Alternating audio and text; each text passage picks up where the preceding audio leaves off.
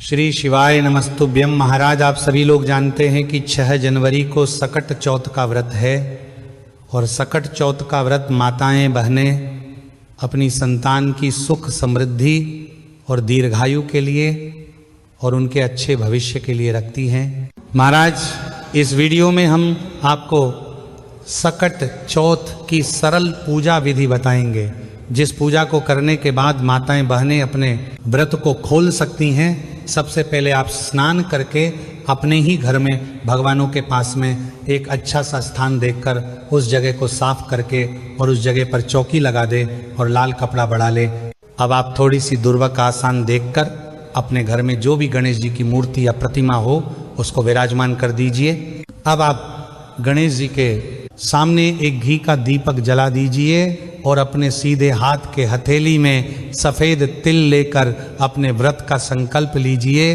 अपने बच्चों के लिए प्रार्थना करके और व्रत का संकल्प लेकर यह तिल गणेश जी के चरणों में छोड़ दें। सबसे पहले गणेश जी के ऊपर भाव रूप में थोड़ा सा जल छिड़के वस्त्र के रूप में मौली समर्पित करेंगे, जानू समर्पित करेंगे।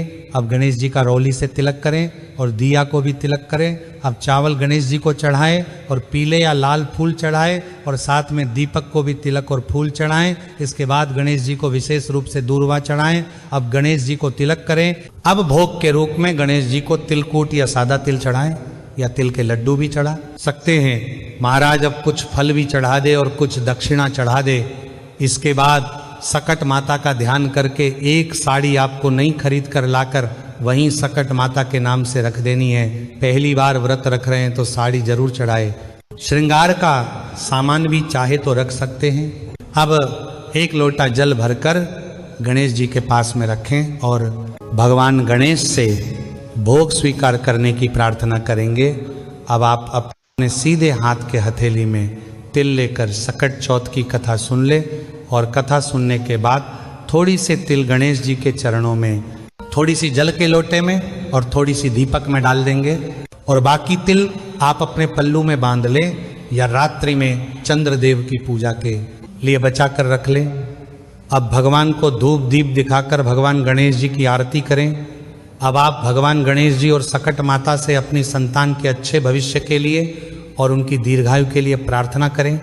महाराज, इस तरीके से पूजा करने के बाद अब अपना जो जल का लोटा है जिसमें अपने तिल डाले हुए हैं, इससे आप सूर्य देव को अर्घ दे दे, क्योंकि ये पूजा आप सुबह के समय करेंगे। बाकी बचे हुए तिल आप रात्रि में चंद्रमा की पूजा के लिए पहले से रख चुके हैं। महाराज, इसके बाद में जब आपकी पूजा हो जाए तो आपने जो साड़ी और श्रृंगार की सामग्री रखी है, तिल और फल भोग के रूप में चढ़ाया हुआ है, दक्षिणा जो रखी हुई है, इन सभी चीजों के ऊपर जल चढ़ाकर इन्हें पूजा स्थल से उठाकर इसे बायने के रूप में अपनी सांस को दे दें। या आप ननद या जेठानी को भी दे सकते हैं या मंदिर में पंडिताइन को भी दे सकते हैं। अगर आपने साड़ी नहीं चढ़ाई है तो बाकी जो भी सामग्री चढ़ाई है वो आप बायने के रूप में दे सकते हैं। महाराज, कुछ लोग सुबह 10-11 बजे ही पूजा करके व्रत कथा सुन लेते हैं, पर कुछ लोग शाम 4-5 बजे करीब भी ये व्रत कथा सुनते हैं। तो आपके यहाँ जैसा होता है आप वैसे ही करें।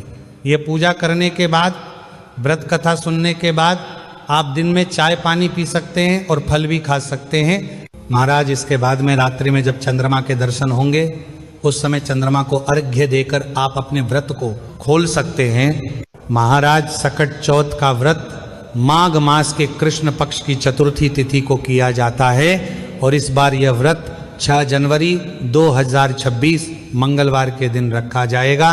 तो आप इस दिन व्रत रखकर इस व्रत का पूर्ण फल प्राप्त करें और हमने आपको सबसे सरल पूजा विधि बता दी है। बाकी आपके मन में कोई प्रश्न है तो वह आप हमसे कमेंट करके पूछ सकते हैं। और आप हमारी ये वीडियो कहाँ से देख रहे हैं कमेंट में ज़रूर बताएं।